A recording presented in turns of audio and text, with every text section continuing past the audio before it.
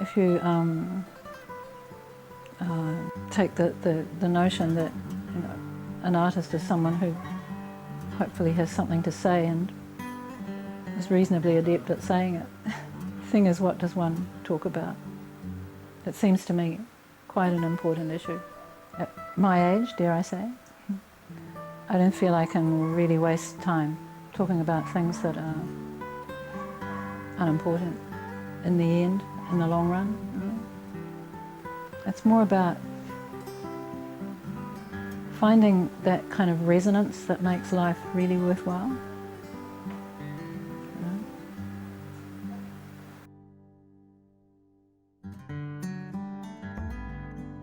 Hi, I'm Robin White. I'm from New Zealand, but I'm also from the Pacific. I'm an islander too. Hi, Bulabinaka. I'm Toki from Fiji. My name is Bale, and I'm originally from Laos. At the moment, I'm living in Suva with my children.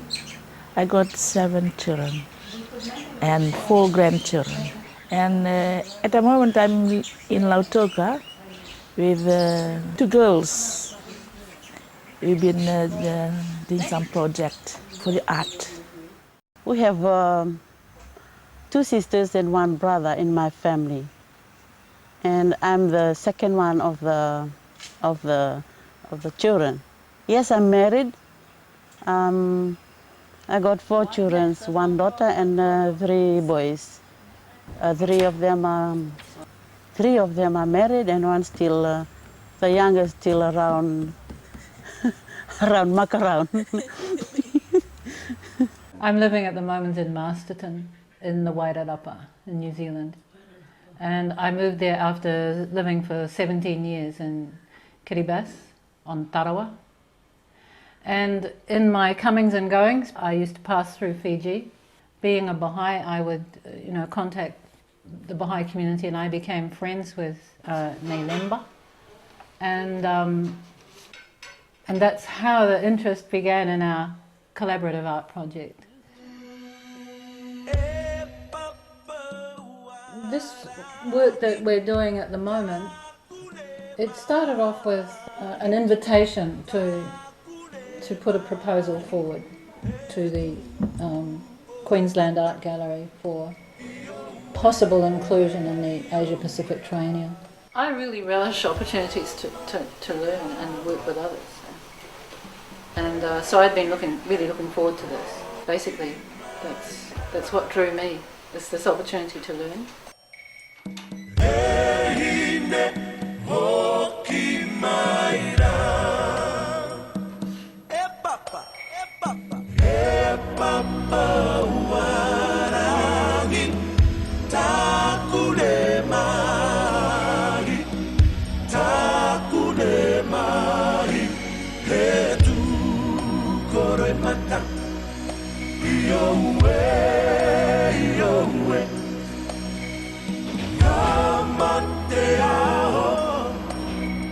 I wish sometimes there was more than 24 hours in a day. Sometimes I resent having to go to sleep at night. I mean, I know I need sleep, but it's hard to sleep when there's so many things to think about. Certainly I don't get bored. I don't find myself wondering, what can I do? What am I going to do? Or, as an artist, what am I going to talk about? Man, there's so much to talk about. One of the things that I learned as an artist in New Zealand, working in New Zealand, was how to screen print, to do screen printing. And so I had already had some experience working with stencils, cutting things out and printing with them. And when I was travelling backwards and forwards from Tarawa to New Zealand or Australia, I would often find myself in the transit lounge at Nandi Airport. And in the transit lounge are these magnificent examples of Fijian tapa, very fine tapa. And I used to look at these things and think, wow, I'd love to know about how they're made, and if ever there was a possibility of finding someone who was happy to work with me, I'd really love to learn and spend time with that person or with those people working together. So when I walk into, on a visit, I meet Leba and I walk into her house and see all this tapa, and I thought, wow, maybe my dream is going to come true. And when I asked her who made this and she said me, I thought, yes, we're onto something here. And our first project with Robin White was 3 big tapas, and I learned a lot from Robin White. And our exhibition goes to the gallery in Canberra. The name of our work on that time, myself and Robin, was Vaka Vaka Vata. Vaka Vaka Vata means working together. And the people, the first question they asked me, that how do you two know each other? Because you are Palang and I'm a Fijian, how you will connect, work together. And it's, I was very proud of the people asking me, how do you know each other? And I was telling them, we know each other because we are Baha'is.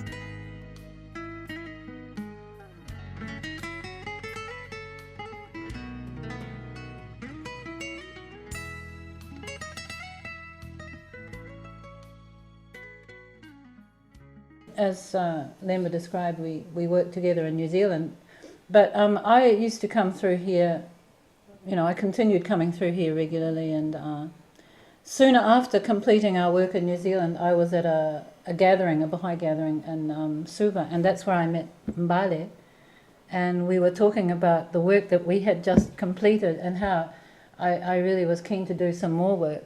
So we consult. What I learned from the Baha'i faith, it's a consult, action, and reflect. Consult, action, and reflect. Now we will consult together, we should take another lady. So we take another lady, Bale, and Bale join our team, and we do our action, working together.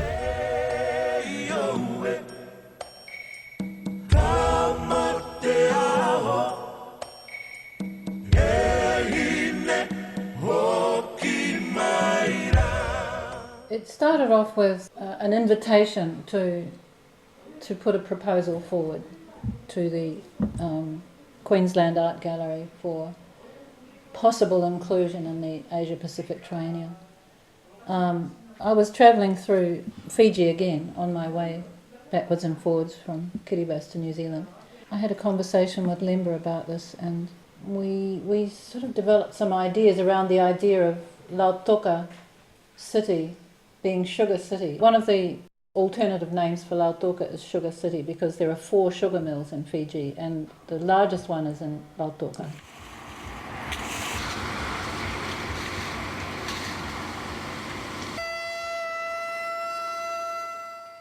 As I'm sure you know, sugar production has been the mainstay of the economy here, and it's also it's closely linked to both of the the major population groupings in Fiji, namely the indigenous people of Fiji, and those who have come originally from India, who were part of the indentured labour system, were brought here by the British colonial government to work in the sugar mills. So what the indentured labour system did do was bring together people who had immigrated to Fiji from India, bring them together in a much closer sense of unity than they would ever have achieved back in India.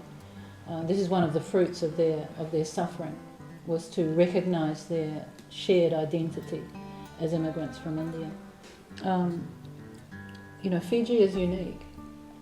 in the Pacific because it has a population in which all of the world's major religions are represented by significant numbers. It's the beautiful thing about Fiji, and it should be a cause for celebration. And as Baha'is, we're committed to working towards that kind of condition of acceptance and unity. So we wanted to sort of weave these ideas into this collaborative work that we were thinking about. So sugar, the idea of sugar took on a symbolic meaning. That idea of sweetness, of the sweetness of a relationship which is based on love, on respect, a relationship which is and kindness and harmony, and then out of that develop this idea of a city, of a place where we can come together and recognise our oneness, our essential unity. So the concept of place shifted from Lautoka to Mount Carmel, which for Baha'is is symbolic of a meeting place, a point of unity, of coming together, out of which radiates that which is the cause of unity.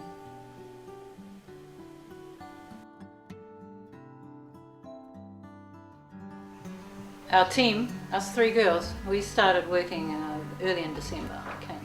We worked together, consulting as we went. The work really grew. So it's interesting looking at it and thinking, how did we arrive at this? It's sort of miraculous in some ways. And so we started working early in December, and we worked for a couple of months. And at the end of that, we decided we've really come up with something here, but we need to do it again. Because of our feeling that what we were saying meant so much to us that it really needed to be said with the highest attention that we could muster to excellence, both in terms of the materials and in the way in which we used the materials. Because we felt conceptually it was really a gift to us, really, and that we needed to honour that gift by exerting ourselves to produce something of the highest quality that we could. So we decided to do the whole thing again, and we started our second working together on this one that we're looking at here.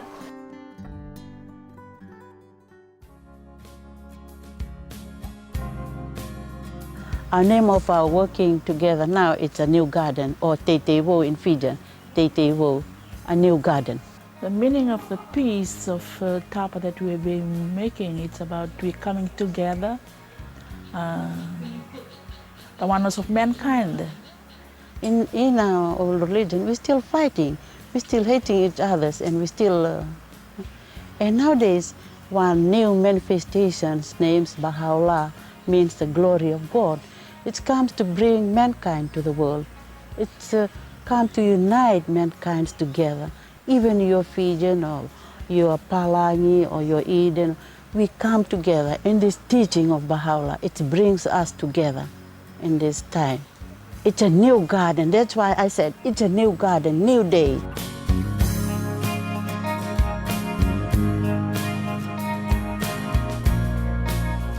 You can see the 6 doors in our Tapa, which represent all the prophets of God. Sarasta, Krishna, Buddha, Moses, Christ, and Muhammad. They are the 6 doors are coming to light the corner of the world. That's why Baha'u'llah come on this time to bring us together as one family, as one world, one religion, one God. So We should think about that nowadays, coming together or working together or eating together. It's very powerful. And one thing I want to say it now, that I'm very proud that I'm a Baha'i, to see a new face, a new face, new friends from other part of the world. And I know that we are only one to God. We are not different from other people nowadays. In my island, it's only in olden days design, the old Tapa, old design. But now in this Tapa, we are putting a new new garden to the design of the Tapa. So now is a new day, new garden. 12 feet by 8 feet. 12 by 8. Which, incidentally, was the size of the room in the labour lines that was issued to the indentured labourers who were brought here from India. 12 feet by 8 feet. If you were a couple, that's your entire life was in 12 feet by 8 feet. If you were single, you had to share that space with someone else. Everything you own had to be confined within that space. So that was another reason for this dimension. But here it takes on a new meaning. Here there's room for all. The other thing we were doing in this tapa is rendering the terraces on Mount Carmel in day and night. Day and night. So night down to the day. Even in the night time it is lit. It is never dark.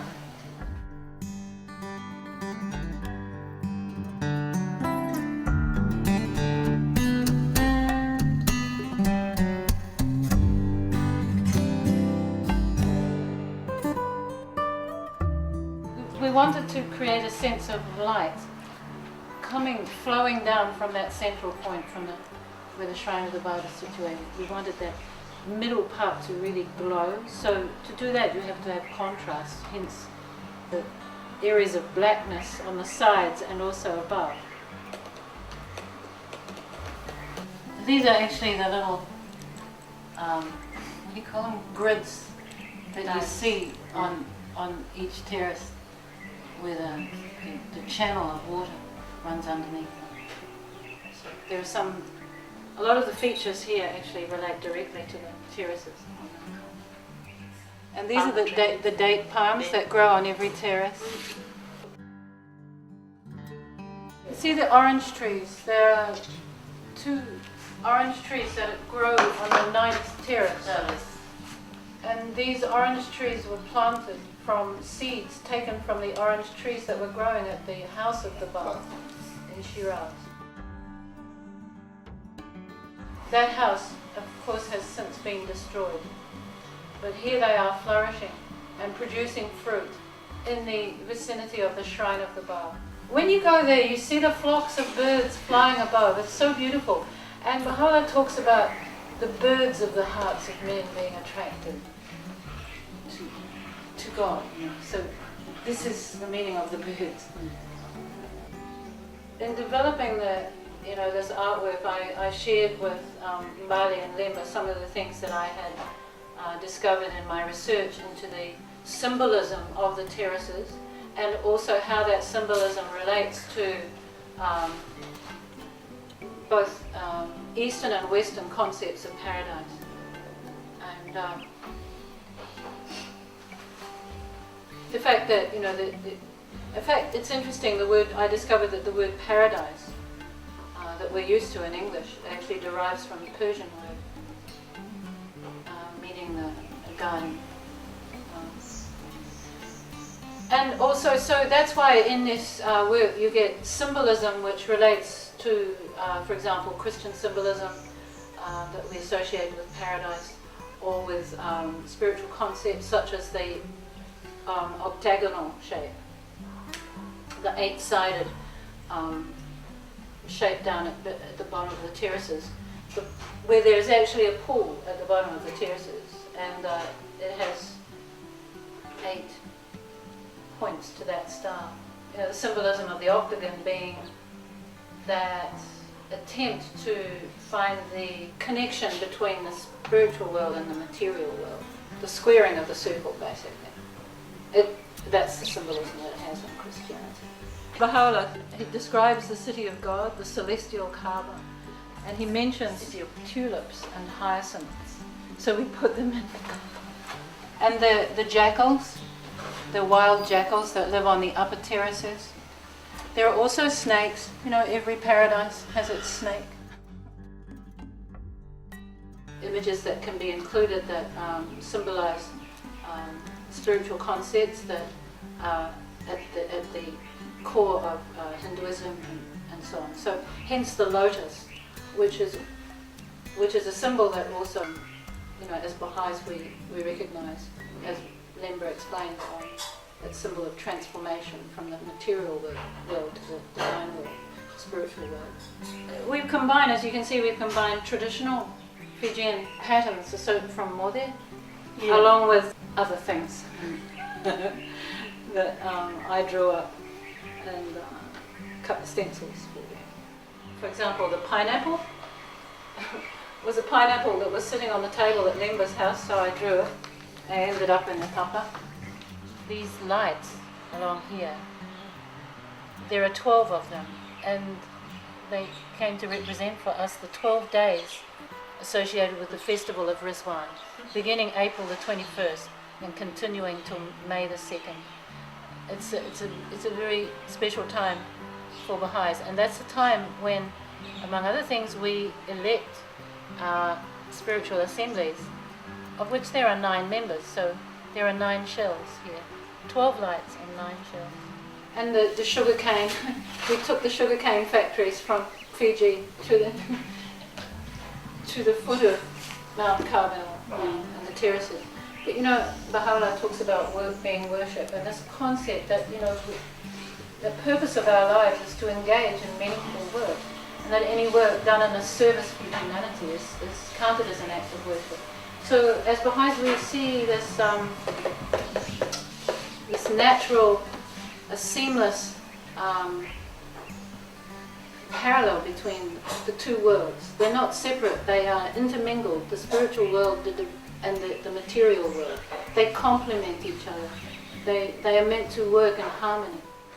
People come, 3-4 people come, we stand up and be friendly with them and start to explain our beautiful Tapa to them, the big one. So when they stand up, they really respect the way we stand, and they respect the way they stand, and we explain the Tapa to them.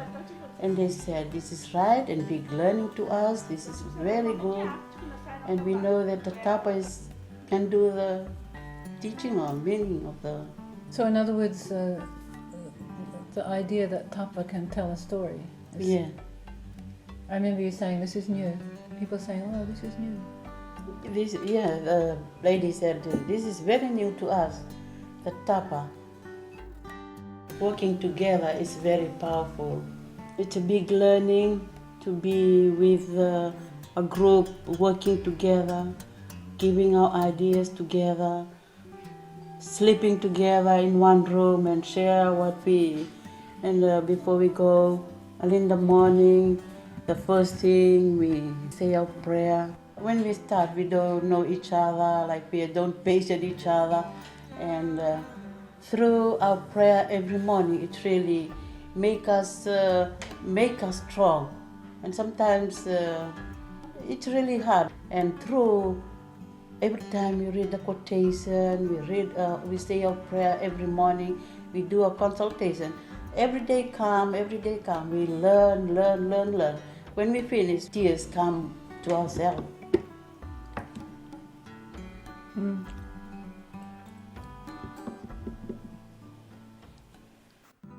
I think I really learned a lot. To me, before I used to work as individual most of the time. I don't like anybody to bother about me, or when I'm doing my work. But when we work together as a team, so I start to realize what love is. and also that unity that we can work together. It's something I've learned in our working together. Like, when I'm staying home and I always have, short-tempered.